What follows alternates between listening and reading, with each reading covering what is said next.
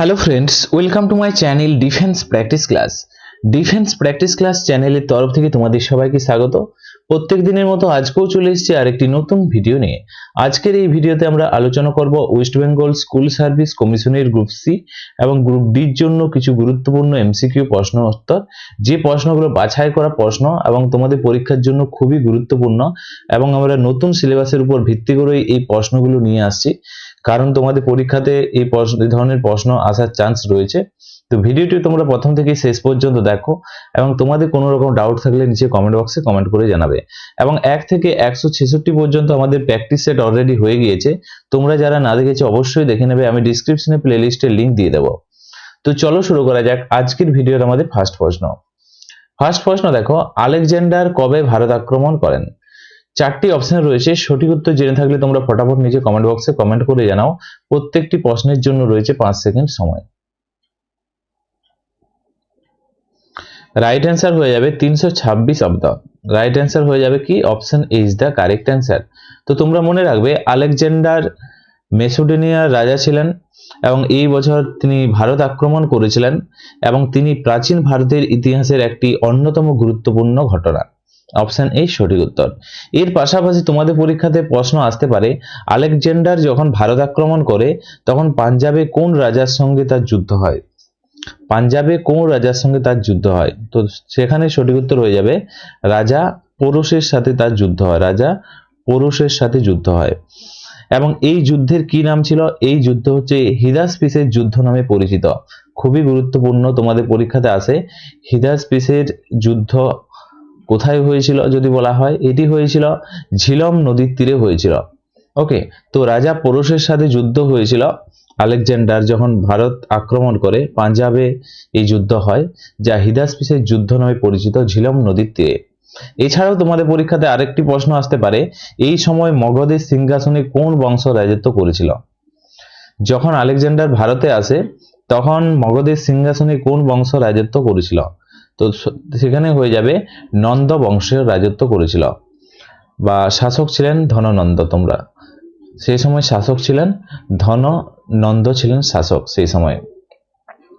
তো তার পাশাপাশি এই পয়েন্টগুলো মনে রাখবে যে নন্দ বংশের সময় মেসোডোনিয়ার সর্দার ভারত আক্রমণ করে, এবং সিকন্দর পোরস রাজা যে যুদ্ধ হয়েছিল ঝিলম নদীর তীরে, এই যুদ্ধ হিদাসপিসের যুদ্ধ নামে পরিচিত। এই যুদ্ধে সিকন্দর রাজা পোরসকে পরাস্ত করেছিলেন। এবং তোমরা এখানে আরেকটি পয়েন্ট মনে রাখবে, এই সিকন্দর এর মৃত্যু হয়েছিল কোথায় হয়েছিল? তোমাদের পরীক্ষাতে আসতে পারে বেবিলনে সিকন্দরের মৃত্যু হয়েছিল জ্বরের কারণে। এবং নন্দবংশের শেষ রাজার কথা যদি বলা হয়, ধননন্দ ছিল নন্দবংশের শেষ রাজা।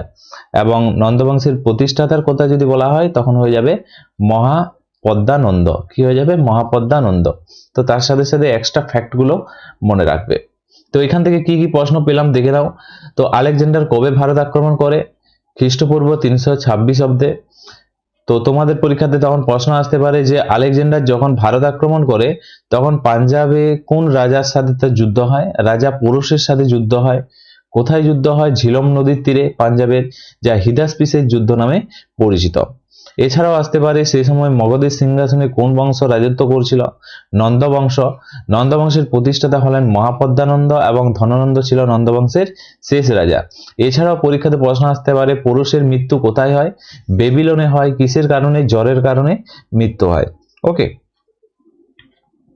নেক্সট প্রশ্ন দেখো, 2 নম্বর প্রশ্ন, মানুষের শরীরে পিত্তরস কোথায় তৈরি হয়?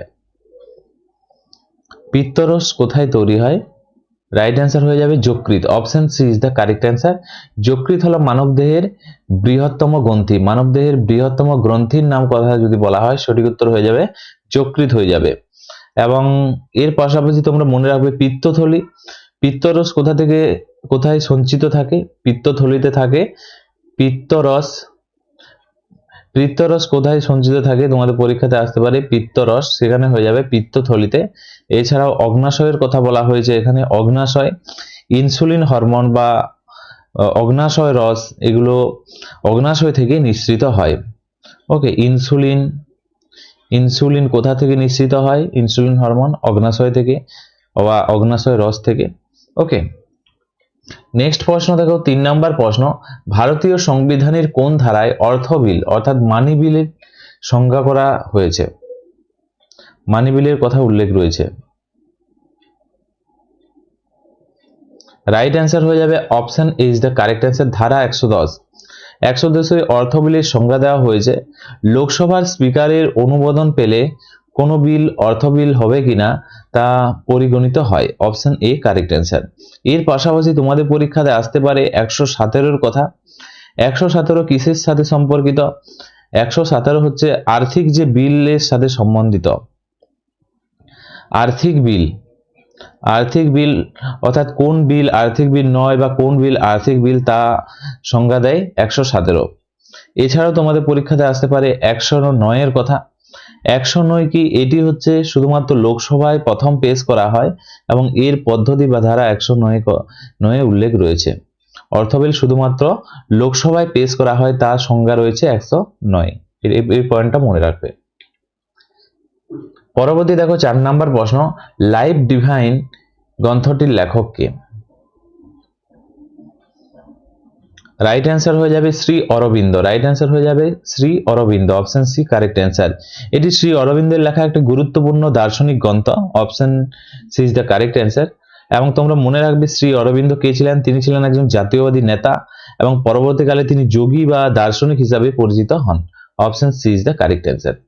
ওকে, এছাড়াও তোমরা মনে রাখবে স্বামী বিবেকানন্দের দুইটি গ্রন্থের নাম কি, দুইটি বইয়ের নাম যেগুলো তোমাদের পরীক্ষাতে আসতে পারে। একটি হচ্ছে কর্মযোগ, কর্মযোগ, আরেকটি বলো, আরেকটি তোমরা নিচে কমেন্ট বক্সে কমেন্ট করে জানাও। আরেকটি হচ্ছে রাজযোগ, খুবই গুরুত্বপূর্ণ। কর্মযোগ, রাজযোগ এগুলি সবই হচ্ছে স্বামী বিবেকানন্দ। ওকে, এবং বেলুড় মঠ কে প্রতিষ্ঠা করেছিলেন, কার সাথে যুক্ত? স্বামী বিবেকানন্দের সাথে যুক্ত। এছাড়াও তোমরা মনে রাখবে পণ্ডিত জওহরলাল নেহরুর কথা। ভারতের প্রথম প্রধানমন্ত্রী ছিলেন Pandit Jawaharlal Nehru. The discovery of India হচ্ছে পণ্ডিত জওহরলাল নেহরুর লেখা। তো তোমরা মনে রাখবে the discovery of India, India এটি হচ্ছে পণ্ডিত জওহরলাল নেহরুর লেখা। মহাত্মা গান্ধীর কথা যদি বলা হয়, মাই এক্সপেরিমেন্ট উইথ ট্রুথ, তোমরা মনে রাখবে মাই এক্সপেরিমেন্ট উইথ ট্রুথ, এটি হচ্ছে মহাত্মা গান্ধীর রচনা। ওকে, তার আত্মজীবনী। পরবর্তী প্রশ্ন দেখো 5 নম্বর প্রশ্ন, বৈদ্যুতিক বাল্বের ফিলামেন্ট তৈরিতে কোন ধাতু ব্যবহার করা হয়? রাইট অ্যান্সার হয়ে যাবে টাংস্টেন তার। Option D is the correct answer. Right answer কি হবে? Option D tungsten. কারণ টাংস্টেনের গলনাঙ্ক অত্যন্ত বেশি এবং প্রতিরোধ করা বেশি হয়, এটি বাল্বের ফিলামেন্ট তৈরিতে ব্যবহার করা হয়। Option D is the correct answer. এছাড়াও নাইক্রোমের কথা যদি বলা হয়, নাইক্রোম তার, এটি হিটিং একটি এলিমেন্ট। যেখানে ইলেকট্রিক হিটারের কথা যদি বলা হয়, কোন ধাতু ব্যবহার করা হয়? ইলেকট্রিক হিটারের কথা, ইলেকট্রিক হিটার, ইলেকট্রিক হিটারে নাইক্রোম তার ব্যবহার করা হয়। যেখানে নিকেল এবং ক্রোমিয়ামের মিশ্রিত ধাতু হচ্ছে নাইক্রোম। নাইক্রোম কি? নিকেল ও ক্রোমিয়ামের মিশ্রিত সংকর ধাতু হচ্ছে নাইক্রোম। ওকে, এছাড়াও তোমাদের পরীক্ষাতে আরেকটি প্রশ্ন আছে এখানে, বাল্বের ফিলামেন্টকে জারণ থেকে রক্ষা করার জন্য বাল্বের ভেতরে কোন নিষ্ক্রিয় গ্যাস রাখা হয়? বাল্বের ভেতরে কোন নিষ্ক্রিয় গ্যাস রাখা হয় যেটি জারণ থেকে রক্ষা করা হয় বাল্বের ফিলামেন্ট? সেখানে হয়ে যাবে আর্গন গ্যাস। আর্গন গ্যাস রাখা হয়। আরেকটি গ্যাস থাকে, সেটি হচ্ছে নাইট্রোজেন, নাইট্রোজেন গ্যাস। এই দুইটি গ্যাস থাকে বাল্বের ভিতরে। পরবর্তী প্রশ্ন দেখো 6 নম্বর প্রশ্ন, ভারতের সেতু বন্ধন অর্থাৎ গ্র্যান্ড ওল্ডম্যান অফ ইন্ডিয়া কাকে বলা হয়? ফটাফট সঠিক উত্তর নিচে কমেন্ট বক্সে কমেন্ট করে জানাও যে ভারতের সেতু বন্ধন কাকে বলা হয়। তো প্রথমত তোমাদেরকে জানতে হবে এখানে গ্র্যান্ড ওল্ডম্যান অফ ইন্ডিয়া বলা হয়। রাইট অ্যান্সার হয়ে যাবে দাদাভাই নৌরোজিকে বলা হয়। রাইট অ্যান্সার হয়ে যাবে অপশন সি দাদাভাই নৌরোজি। এর পাশাপাশি তিনি ভারতীয় জাতীয় কংগ্রেস প্রতিষ্ঠাতা সদস্যদের মধ্যে একজন ছিলেন। তিনি প্রথম ভারতীয় যিনি ব্রিটিশ হাউস অব কমন্সের সদস্য ছিলেন। এর পাশাপাশি দাদাভাইয়ের যে রাজনৈতিক বা অর্থনৈতিক যে তত্ত্ব, সেটি হচ্ছে drain of wealth, drain of wealth, এই তত্ত্বটি দিয়েছিলেন দাদাভাই নৌরোজি। তোমরা মনে রাখবে ড্রেন অফ ওয়েলথ, এই তত্ত্বটি দিয়েছিলেন দাদাভাই নওরোজি। এর পাশাপাশি গোপাল কৃষ্ণ গোখলের কথা যদি বলা হয়, গান্ধীজির রাজনৈতিক গুরু ছিলেন গোপাল কৃষ্ণ গোখলে। ওকে, পরবর্তী প্রশ্ন দেখো 7 নম্বর প্রশ্ন, সার্বিক দাতা অর্থাৎ ইউনিভার্সাল ডোনার রক্তের গ্রুপ কোনটি? চারটি অপশনের মধ্যে সঠিক উত্তর হয়ে যাবে অপশন ডি, ও গ্রুপের রক্তে লোহিত কণিকা বা কোনো অ্যান্টিজেন না থাকায় এটি সব গ্রুপের মানুষকে রক্ত দিতে পারে। এবং নিরাপদ যে সার্বিক দাতা হলো ও নেগেটিভ হচ্ছে নিরাপদ সার্বিক দাতা। ওকে, এটি মানা হয়, তোমাদের অপশনে থাকলে সঠিক উত্তর হয়ে যেত।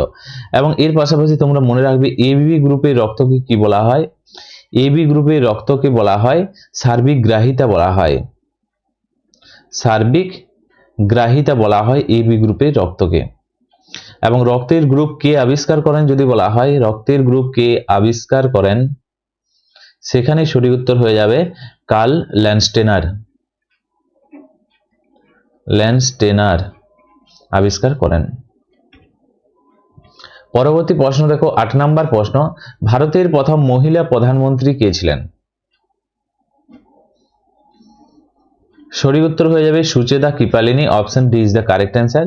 তিনি উত্তরপ্রদেশ রাজ্যের মুখ্যমন্ত্রী ছিলেন। 1963 থেকে 1967 পর্যন্ত তিনি মুখ্যমন্ত্রী ছিলেন এবং তিনি হলেন ভারতের প্রথম মহিলা মুখ্যমন্ত্রী।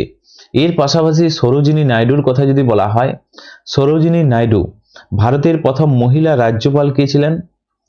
তো সঠিক উত্তর হয়ে যাবে মহিলা রাজ্যপাল হচ্ছে মহিলা রাজ্যপাল, রাইট অ্যান্সার হয়ে যাবে সরোজিনী নাইডু। ওকে, এবং তাকে কি নামে ডাকা হয় সরোজিনী নাইডুকে? নাইটিঙ্গেল অফ ইন্ডিয়া, ভারতের নাইটিঙ্গেল বলা হয়, nightingale of India, of India নামে ডাকা হয়। ওকে, এছাড়াও তোমাদের পরীক্ষাতে প্রশ্ন আসতে পারে ভারতের কোন রাজ্যে সর্বাধিক সময় ধরে মুখ্যমন্ত্রী থাকা মহিলা ছিলেন? সবচেয়ে বেশি সময় পর্যন্ত কোন মহিলা মুখ্যমন্ত্রী পদে ছিলেন ভারতের? রাইট অ্যান্সার হয়ে যাবে সেখানে, রাইট অ্যান্সার হয়ে যাবে সেখানে শীলা দীক্ষিত। শীলা দীক্ষিত ছিলেন এবং তিনি দিল্লির মুখ্যমন্ত্রী ছিলেন। সবচেয়ে বেশি সময় পর্যন্ত মহিলা মুখ্যমন্ত্রীর কথা যদি বলা হয়, শীলা দীক্ষিত। পরবর্তী প্রশ্ন দেখো 9 নম্বর প্রশ্ন, সবচেয়ে নমনীয় ধাতু কোনটি? রাইট অ্যান্সার হয়ে যাবে এখানে অপশন সি, সোনা হচ্ছে সবচেয়ে নমনীয় ধাতু। Option C is the correct answer. এর পাশাপাশি তোমরা মনে রাখবে রূপার কথা। রূপা হচ্ছে বিদ্যুৎ এবং তাপের সবচেয়ে ভালো পরিবাহীর কথা যদি বলা হয়, বিদ্যুৎ এবং তাপের ভালো পরিবাহীর কথা যদি বলা হয়, ভালো পরিবাহীর কথা যদি বলা হয়, রাইট অ্যান্সার হয়ে যাবে রূপা। ওকে, এবং এছাড়াও তোমাদের পরীক্ষাতে এখানে প্রশ্ন একটা আসে যে কোন অধাতু বিদ্যুৎ পরিবাহী? কোন অধাতু, কোন অধাতু বিদ্যুতের পরিবাহী? বিদ্যুতের পরিবাহী নিচে কমেন্ট করো কি হবে। রাইট অ্যান্সার হয়ে যাবে এখানে গ্রাফাইট।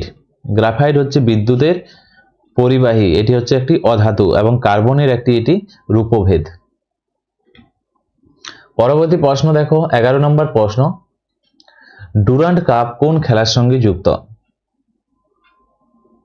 রাইট অ্যান্সার হয়ে যাবে চারটি অপশনের মধ্যে অপশন ডি, ফুটবল হচ্ছে ডুরান্ড কাপ এর সাথে যুক্ত। ডুরান্ড কাপ এটি 1888 সালে এটি শুরু হয় এবং ভারতের প্রাচীনতম ফুটবল প্রতিযোগিতার মধ্যে এটি প্রথমে রয়েছে। ভারতের প্রাচীনতম ফুটবল টুর্নামেন্টের কথা যদি বলা হয়, ডুরান্ড কাপ 1888 সালে এটি শুরু হয়। এর পাশাপাশি তোমাদের পরীক্ষাতে আসতে পারে যে রঞ্জি ট্রফি কিসের সাথে যুক্ত? রঞ্জি ট্রফি এটাও হয়ে যাবে ফুটবলের সাথে যুক্ত। এছাড়াও আসতে পারে আশেজ ট্রফি, আশেজ ট্রফি এটাও হচ্ছে ফুটবলের সাথে যুক্ত। এর পাশাপাশি তোমাদের পরীক্ষাতে আরো আসতে পারে হকি খেলার সঙ্গে যুক্ত ট্রফিগুলির কি নাম? হকি খেলার সাথে যুক্ত ট্রফি তোমাদের পরীক্ষাতে আসে, তো ধ্যানচাঁদ কাপ, ধ্যানচাঁদ কাপ, তাছাড়াও আগা খান কাপ,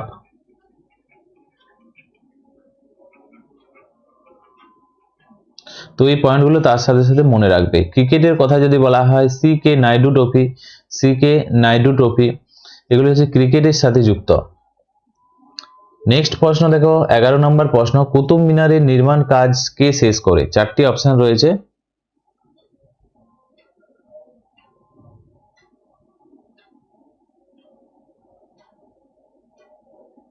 এই প্রশ্নের রাইট অ্যান্সার হয়ে যাবে কুতুব মিনারের কাজ শেষ করে রাইট অ্যান্সার হয়ে যাবে Iltutmish. Option C is the correct answer.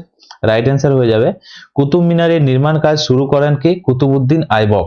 Qutbuddin Aibak Qutub মিনারের কাজ শুরু করেছিল, কিন্তু অসুস্থতার কারণে কুতুবউদ্দিন আইবক মারা যায় এবং ইলতুৎমিশ সে কাজটি সম্পন্ন করে। তোমাদের পরীক্ষাতে আসে, তো কিছু পয়েন্ট এখানে তোমরা মনে রাখবে যেগুলো তোমাদের পরীক্ষাতে আসার চান্স রয়েছে। যেমন দাস বংশের প্রতিষ্ঠাতা কে ছিলেন? কুতুবউদ্দিন আইবক ছিলেন দাস বংশের প্রতিষ্ঠাতা। কোন বংশ? দাস বংশের প্রতিষ্ঠাতা ছিলেন। এবং কুতুবউদ্দিন আইবকের রাজধানীর কথা যদি বলা হয়, এর রাজধানী কোথায় ছিল? এর রাজধানী ছিল লাহোরের রাজধানী ছিল। এবং দানবীরের কারণে কুতুবউদ্দিন আইবককে কি বলা হতো? লাক্সবক্স বলা হতো। লাক্সবক্স বলা হতো দানবীরের কারণে। এবং পোলো খেলতে গিয়ে মারা যান এবং কুতুব মিনারের কাজ শুরু করেছিল কুতুবউদ্দিন আইবক। এবং এর কাজ শেষ করেছিল কে? ইলতুৎমিশ। তো ইলতুৎমিশ সম্বন্ধে 2-4 পয়েন্ট বলে দিই যেগুলো তোমাদের পরীক্ষাতে আসতে পারে। ইলতুৎমিশ তুর্কি চলগাই বা একতা প্রণালী শুরু করে যা ভূমিদানের সাথে সম্পর্কিত, এবং তিনি কুতুব মিনারের কাজ সম্পন্ন করেছিলেন। এবং তার আমলেই চেঙ্গিস খান ভারত আসেন। তার আমলে কে এসেছিল ভারত? চেঙ্গিস খাঁ ভারতে এসেছিল। পরবর্তী প্রশ্ন দেখো 12 নম্বর প্রশ্ন, কোষের পাওয়ার হাউস বা পাওয়ার হাউস অফ সেল কাকে বলা হয়? কোষের শক্তিঘর কাকে বলা হয়? রাইট অ্যান্সার হয়ে যাবে মাইটোকন্ড্রিয়াকে বলা হয়। রাইট অ্যান্সার কি হবে? Option D mitochondria. কোষের জন্য প্রয়োজনীয় শক্তি অর্থাৎ এটিপি এডিনোসিন ট্রাইফসফেট যা সম্পূর্ণ নাম আকারে তৈরি হয়, তাই একে কোষের শক্তিঘর বলা হয়। মাইটোকন্ড্রিয়া কি তৈরি হয়? এটিপি তৈরি হয়। তোমরা মনে রাখবে কি তৈরি হয়? ATP adenosine triphosphate. এর পাশাপাশি যদি বলা হয় রাইবোসোমের কথা, রাইবোসোম কি নামে পরিচিত? প্রোটিন কারখানা নামে পরিচিত। প্রোটিন কারখানা নামে পরিচিত। ওকে, রাইবোসোম। তাছাড়াও লাইসোসোমের কথা যদি বলা হয়, একে কি বলা হয়? কি নামে পরিচিত? আত্মঘাতী থলি নামে পরিচিত। আত্মঘাতী থলি বা সুইসাইড ব্যাগ নামে পরিচিত হলো লাইসোসোম। নিউক্লিয়াস কি? নিউক্লিয়াস কোষের ভিতরেই থাকে। ওকে, তো তোমরা মনে রাখবে নিউক্লিয়াস কোষের ভিতরেই থাকে। নেক্সট দেখো 13 নম্বর প্রশ্ন, গ্রিনিচের মান সময়, গ্রিনিচের যে মান সময় বা মেন সময় যাকে বলা হয়, তা ভারতীয় প্রমাণ সময় অর্থাৎ ইন্ডিয়ান যে টাইম এর মধ্যে পার্থক্য কত? গ্রিনিচ মেন টাইম এবং ভারতীয় স্ট্যান্ডার্ড যে টাইম তার মধ্যে সময়ের যে ব্যবধান 5 ঘন্টা 30 মিনিট। রাইট অ্যান্সার হয়ে যাবে অপশন সি, 5 ঘন্টা 30 মিনিট হচ্ছে ব্যবধান। দেখো কতটা বেশি। ভারতীয় প্রমাণ সময় এবং গ্রিনিচ সময়ের পার্থক্য হচ্ছে 5 ঘন্টা 30 মিনিট। এছাড়াও তোমাদের পরীক্ষাতে আসতে পারে ভারতীয় যে প্রমাণ সময় আইএসটি যাকে বলা হয়, কোন দ্রাঘিমা অনুসারে এটি নির্ধারিত হয়? কোন দ্রাঘিমা অনুসারে নির্ধারিত হয়? এটি হচ্ছে 82 ডিগ্রি 30 পূর্ব দ্রাঘিমাতে এটি অনুসরণ করা হয়। এছাড়াও তোমাদের পরীক্ষাতে আরেকটি প্রশ্ন আসতে পারে, প্রধান বা মূল দ্রাঘিমা রেখা কোনটি? প্রধান বা মূল দ্রাঘিমা রেখা সেটি হচ্ছে 0 ডিগ্রি দ্রাঘিমা রেখা। 0 ডিগ্রি দ্রাঘিমা রেখা হচ্ছে এটি প্রধান বা মূল দ্রাঘিমা রেখা, যা গ্রিনিচ রেখা নামে পরিচিত। পরবর্তী প্রশ্ন দেখো 14 নম্বর প্রশ্ন, কোন গ্যাসকে হাস্যকর গ্যাস বলা হয়? হাস্যকর গ্যাস বা লাফিং গ্যাস। রাইট অ্যান্সার হয়ে যাবে nitrous oxide. Option C is the correct answer, যার সংকেত হলো N2O, nitrous oxide. Option C is the correct answer. এছাড়াও মিথেনের কথা যদি বলা হয়, CH4 মিথেন গ্যাসের সংকেত। মিথেন গ্যাস কি নামে পরিচিত? মিথেন গ্যাস হচ্ছে মার্স গ্যাস নামে পরিচিত। ওকে, মার্স গ্যাস নামে পরিচিত। কার্বন ডাইঅক্সাইডের কথা যদি বলা হয়, CO2 কার্বন ডাইঅক্সাইডের সংকেত। এটি আগুন নেভানো বা সালোক সংশ্লেষে কার্বন ডাইঅক্সাইড গুরুত্ব ভূমিকা কাজ করে, আগুন নেভানো বা সালোক সংশ্লেষের জন্য। এবং নাইট্রোজেন N চিহ্ন দ্বারা প্রকাশ করা হয় নাইট্রোজেনকে। নেক্সট প্রশ্ন দেখো 15 নম্বর প্রশ্ন, ভারতরত্ন পুরস্কার প্রাপক প্রথম সঙ্গীত শিল্পী কে ছিলেন? এখানে কি বলেছে? প্রথম সঙ্গীত শিল্পীর কথা। রাইট অ্যান্সার হয়ে যাবে, রাইট অ্যান্সার কি হবে? লতা হবে না এখানে। রাইট অ্যান্সার হয়ে যাবে অপশন ডি, MS শুভলক্ষ্মী। তো তোমরা মনে রাখবে তিনি ছিলেন একজন বিখ্যাত কর্ণাটকী সঙ্গীত শিল্পী। তিনি কোন রাজ্যের সাথে যুক্ত? কর্ণাটক রাজ্যের সাথে যুক্ত। কর্ণাটকের একজন সঙ্গীত শিল্পী, যিনি 1998 সালে ভারতরত্ন পুরস্কার পান, 1998 সালে। এবং লতা মঙ্গেশকরের কথা যদি বলা হয়, তিনি কবে ভারতরত্ন পেয়েছিলেন? তিনি পেয়েছিলেন 2001 সালে পেয়েছিলেন লতা মঙ্গেশকর। এবং এম.এস. শুভলক্ষ্মী হলেন প্রথম ভারতীয় সঙ্গীত শিল্পী যিনি কর্ণাটক রাজ্যের সাথে যুক্ত। 1998 সালে তিনি ভারতরত্ন পুরস্কার পান। এছাড়াও তোমাদের পরীক্ষাতে আসতে পারে যে ভারতরত্ন কবে চালু হয়? ভারতরত্ন কবে চালু হয়? ভারতরত্ন চালু হয় বা শুরু হয় হয়ে যাবে 1954 সালে। খুবই গুরুত্বপূর্ণ প্রশ্নটি। পরবর্তী প্রশ্ন দেখো, 16 নম্বর প্রশ্ন, জ্যামিতির জনক বা ফাদার অফ জ্যামিট্রি কাকে বলা হয়? রাইট অ্যান্সার হয়ে যাবে Euclid. Option D is the correct answer. Right answer কি হবে? Option D. তো গ্রিক গণিতজ্ঞ ইউক্লিডকে তার বিখ্যাত গ্রন্থ এলিমেন্টসের জন্য জ্যামিতির জনক বলা হয়। কিসের জন্য জ্যামিতির জনক বলা হয় তাকে? তো তার যে বিখ্যাত গ্রন্থ এলিমেন্টসের জন্য তাকে জ্যামিতির জনক বলা হয়, এটা মনে রাখবে। এছাড়াও পিথাগোরাসের কথা যদি বলা হয়, পিথাগোরাস কোন উপপাদ্যের জন্য বিখ্যাত? পিথাগোরাস হচ্ছে পিথাগোরাস উপপাদ্যের জন্য বিখ্যাত। পিথাগোরাস উপপাদ্যের জন্য বিখ্যাত। ওকে, তো এই পয়েন্টগুলো মনে রাখবে। তাছাড়াও কিছু পয়েন্ট আছে, যেমন আর্কিমিডিসের কথা যদি বলা হয়, আর্কিমিডিস কোন নীতির জন্য বিখ্যাত? আর্কিমিডিসের কথা যদি বলা হয়, তিনি হচ্ছে আর্কিমিডিসের নীতি বা তাকে কি বলা হয়? প্লাবতার জন্য বিখ্যাত। আর্কিমিডিস নীতি বা প্লাবতার জন্য তিনি বিখ্যাত। মোস্ট ইম্পর্টেন্ট এই পয়েন্টগুলো অবশ্যই নোট করে নেবে যে জ্যামিতির জনক বলা হয় ইউক্লিডকে, এবং তিনি এলিমেন্টসের জন্য তাকে জ্যামিতির জনক বলা হয়। এবং পিথাগোরাসের এখানে কথা বলা হয় যে তিনি পিথাগোরাস উপপাদ্যের জন্য বিখ্যাত, এবং আর্কিমিডিস প্লাবতা বা আর্কিমিডিস নীতির জন্য তিনি বিখ্যাত। এই পয়েন্টগুলো নোট করে নেবে। নেক্সট দেখো 17 নম্বর প্রশ্ন, ভারতীয় সংবিধানের আত্মা বা হৃদয়, হার্ট অ্যান্ড সোল, কোন ধারাকে বলা হয়? রাইট অ্যান্সার হয়ে যাবে ধারা 32কে বলা হয়। Option C is the correct answer. এই ধারাটি সাংবিধানিক যে প্রতিবিধানের অধিকার তা প্রদান করে। এবং তোমরা মনে রাখবে ডক্টর বি আর আম্বেদকর তাকে কি বলা হয়? সংবিধানের জনক বলা হয়। এই ধারাটি সংবিধানের আত্মা বা হৃদয় বলে অভিহিত করেছিলেন। তো তোমাদের পরীক্ষাতে প্রশ্ন আসে এভাবে যে ডক্টর বি আর আম্বেদকর সংবিধানের যে হৃদয় বা আত্মা কোন ধারাকে উল্লেখ করেছেন? রাইট অ্যান্সার হয়ে যাবে সেখানে ধারা 32কে তিনি আত্মা বা হৃদয় বলে উল্লেখ করেছেন। এ ধরনের প্রশ্ন দিয়ে দেয়। এছাড়াও তোমাদের পরীক্ষাতে প্রশ্ন আসতে পারে ধারা 14 কি নিশ্চিত করেছে? এখানে ধারা 14 এর কথা বলা হয়েছে আইনের চোখে সমতার কথা উল্লেখ করেছে। আইনের চোখে সমতার কথা উল্লেখ করেছে, অর্থাৎ ইকুইটি বিফোর ল এর কথা উল্লেখ করেছে ধারা 14তে। ওকে, এছাড়াও আরেকটি প্রশ্ন আছে ধারা 21-এ কি উল্লেখ করেছে? ধারা 21-এ কি নিশ্চিত করে? জীবন ও ব্যক্তিগত স্বাধীনতার অধিকার। খুবই গুরুত্বপূর্ণ।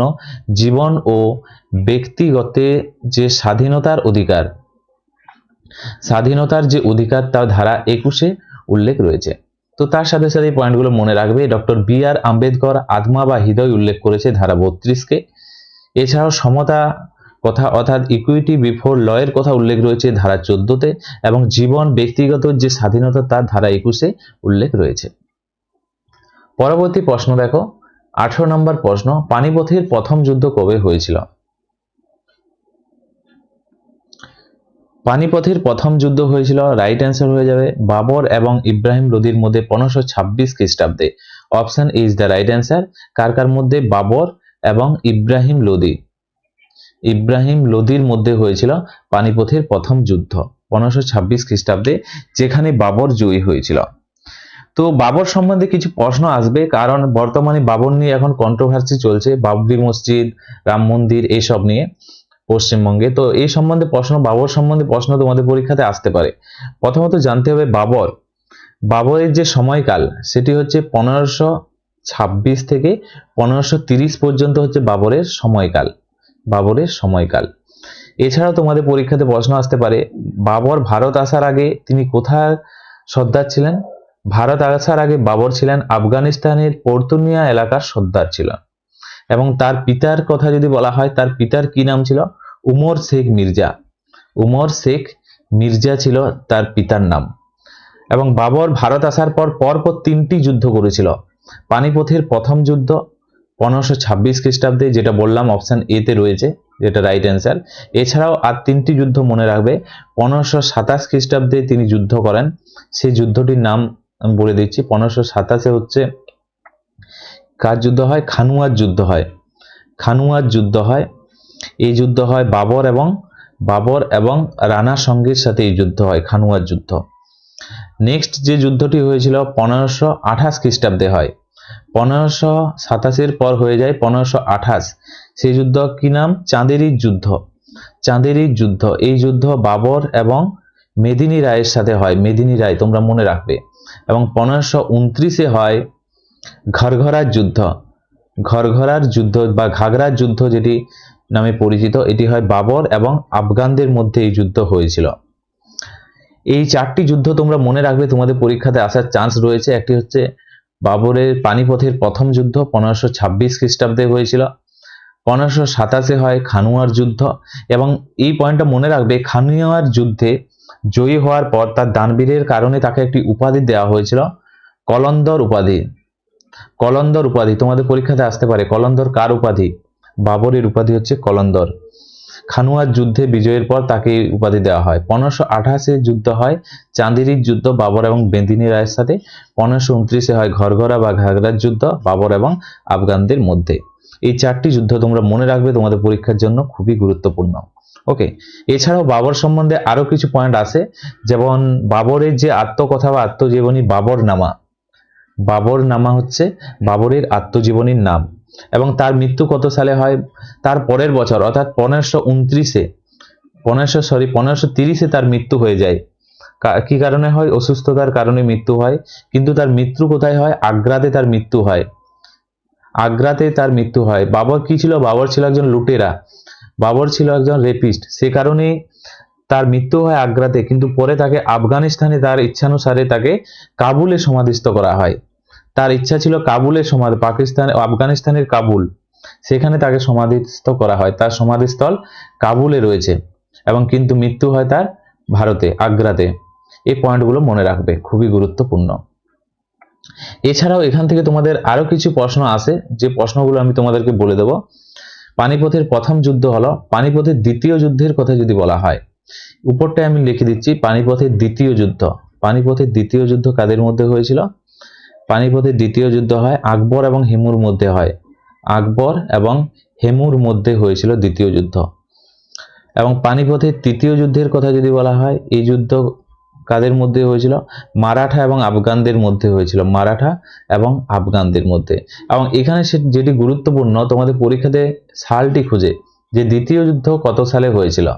দ্বিতীয় যুদ্ধ হয়েছিল 1556 সালে। 1556 সালে দ্বিতীয় যুদ্ধ হয়। তৃতীয় যুদ্ধ কবে হয়েছিল?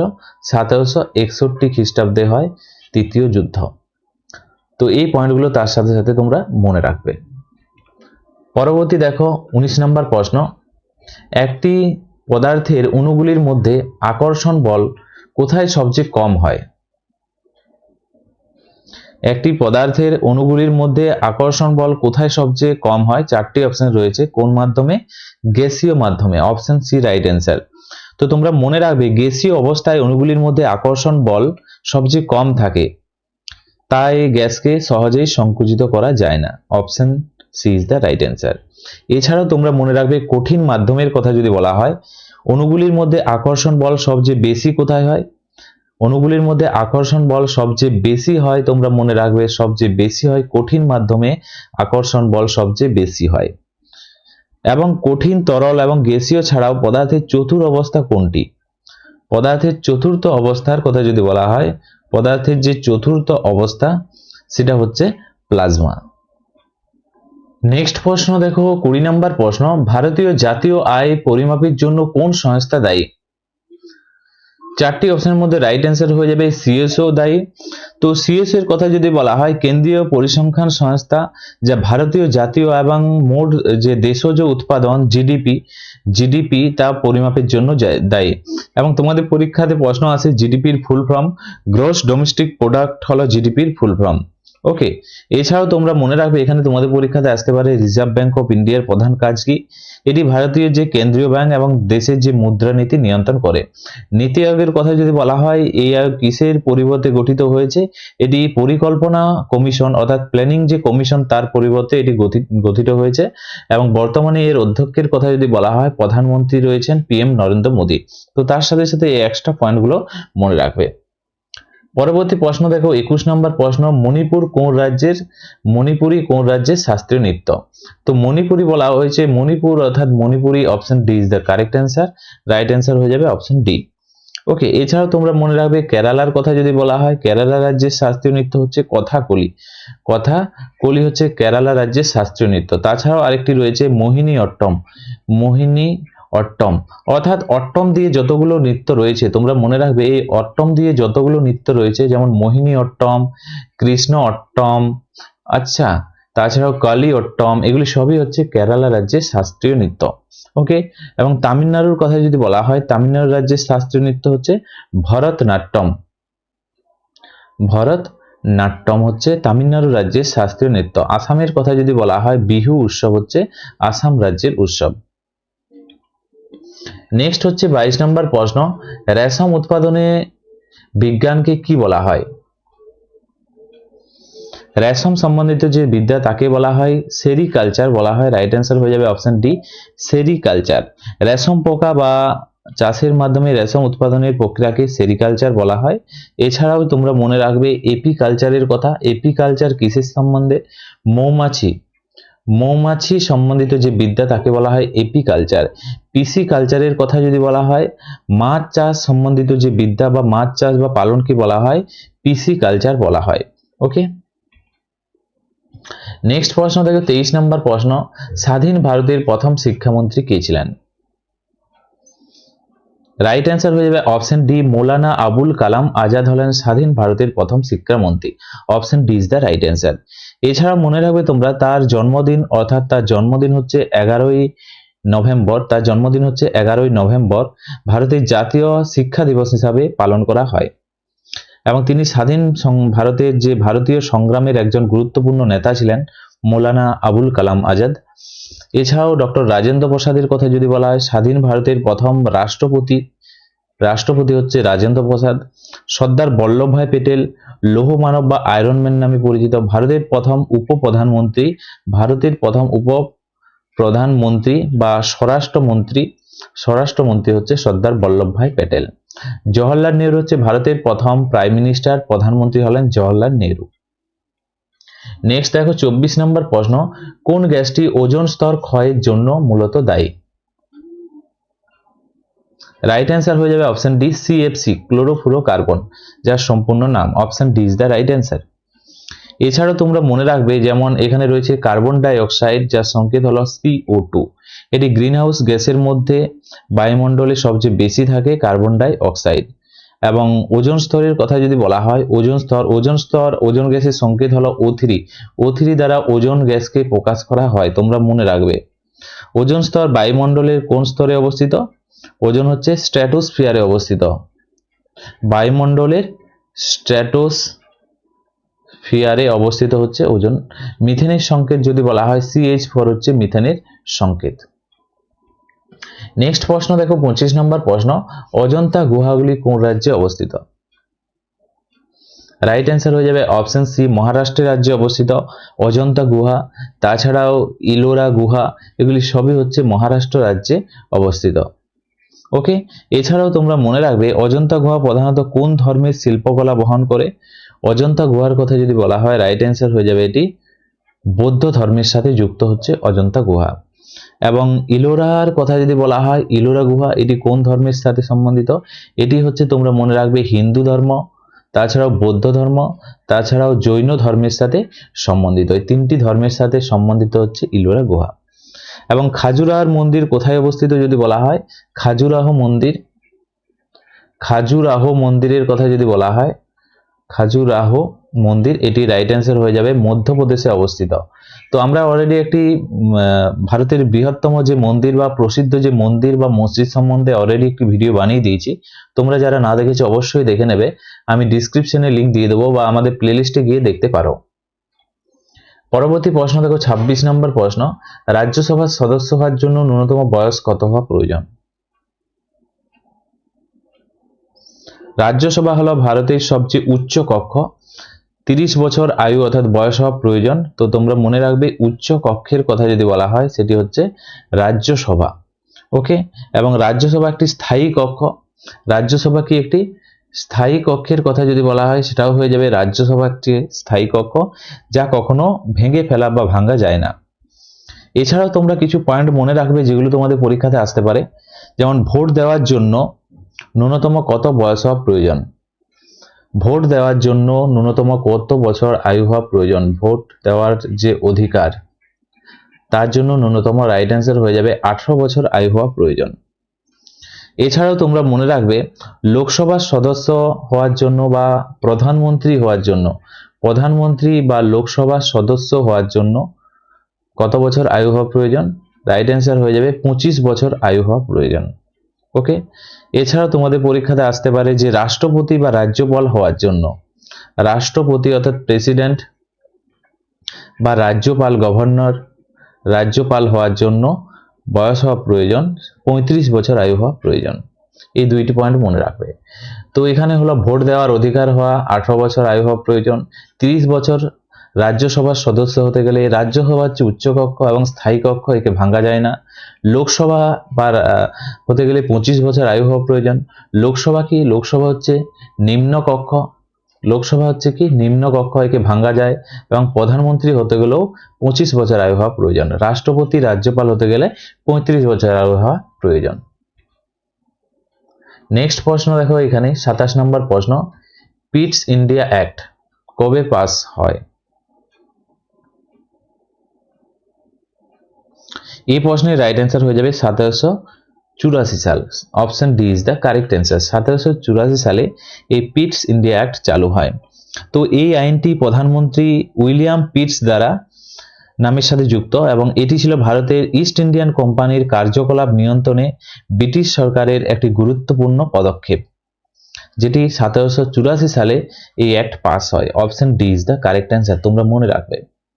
এছাড়াও যে পয়েন্টগুলো রয়েছে, 1773 সময় ইস্ট ইন্ডিয়ান কোম্পানির উপর প্রথম ব্রিটিশ যে সংসদীয় নিয়ন্ত্রণ শুরু হয় 1773 সালে। প্রথম ব্রিটিশ সংসদীয় নিয়ন্ত্রণ শুরু হয় 1773 সালে এবং একে কি বলা হয়? রেগুলেটিং অ্যাক্টের মাধ্যমে এটি শুরু হয়। রেগুলেটিং অ্যাক্টের মাধ্যমে শুরু হয়, তোমরা মনে রাখবে, খুবই গুরুত্বপূর্ণ। এটি 1773 সালে এটি শুরু হয়, রেগুলেটিং অ্যাক্ট। এছাড়াও তোমাদের পরীক্ষাতে প্রশ্ন আসে, ব্রিটিশ ভারতের প্রথম ভাইসরয় কে ছিলেন? ব্রিটিশ ভারতের প্রথম ভাইসরয় ছিলেন, রাইট অ্যান্সার হয়ে যাবে লর্ড ক্যানিং ছিলেন। লর্ড ক্যানিং ছিলেন ব্রিটিশ ভারতের প্রথম ভাইসরয়। নেক্সট প্রশ্ন দেখো এখানে 28 নম্বর প্রশ্ন, শব্দের গতি কোন মাধ্যমে সবচেয়ে বেশি? রাইট অ্যান্সার হয়ে যাবে অপশন ডি কঠিন মাধ্যম। রাইট অ্যান্সার কি হবে? অপশন ডি কঠিন মাধ্যমে শব্দের গতিবেগ সবচেয়ে বেশি। কারণ কঠিন মাধ্যমে কণাগুলি সবচেয়ে বেশি কাছাকাছি থাকায় শব্দ সবচেয়ে দ্রুত সঞ্চালিত হয়। কঠিন মাধ্যমে কি কণাগুলি সবচেয়ে কাছাকাছি থাকার জন্য শব্দ সবচেয়ে দ্রুত সঞ্চালিত হয়, তাই কঠিন মাধ্যমে শব্দের গতিবেগ সবচেয়ে বেশি। এবং শব্দ এক প্রকার হচ্ছে যান্ত্রিক তরঙ্গ, এটাও মনে রাখবে, শব্দ এক প্রকার হচ্ছে যান্ত্রিক তরঙ্গ। যান্ত্রিক তরঙ্গ তোমাদের পরীক্ষাতে আসতে পারে। শব্দ কি? শব্দ হচ্ছে কোন তরঙ্গ? যান্ত্রিক তরঙ্গ। এছাড়াও তোমাদের পরীক্ষাতে আসে এখানে শূন্য স্থানে অর্থাৎ শূন্য মাধ্যমে শব্দের গতি কি? শূন্য মাধ্যমে, শূন্য মাধ্যমের কথা যদি বলা হয়, মাধ্যমে শব্দের গতিবেগ কেমন? তো তোমরা মনে রাখবে শূন্য মাধ্যম অর্থাৎ শব্দ সব সময় তোমরা মনে রাখবে, কারণ শূন্য হয়, শব্দের জন্য মাধ্যম প্রয়োজন হয়, শব্দের চলাচলের জন্য কি মাধ্যমের প্রয়োজন হয়, সে কারণে শূন্য মাধ্যমে শূন্য হয়, শূন্য মাধ্যমে শব্দের গতিবেগ শূন্য হয়, তোমরা মনে রাখবে। এছাড়াও তোমাদের পরীক্ষাতে আসতে পারে শব্দের গতির চেয়ে আলোর গতিবেগ কেমন হয়। শব্দের গতির চেয়ে আলোর গতিবেগ বেশি হয়, এটা মনে রাখবে। শব্দের গতি চেয়েও আলোর গতি অনেক বেশি। আলোর গতিবেগ কথা যদি বলা হয়, আলোর গতি হচ্ছে অনেক বেশি শব্দের গতির চেয়েও। নেক্সট প্রশ্ন দেখো 29 নম্বর প্রশ্ন, বিখ্যাত উলার হ্রদ কোথায় অবস্থিত?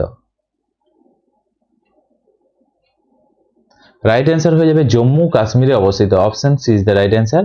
জম্মু কাশ্মীরে অবস্থিত উলার হ্রদ হলো ভারতের বৃহত্তম একটি স্বাদু জলের হ্রদ।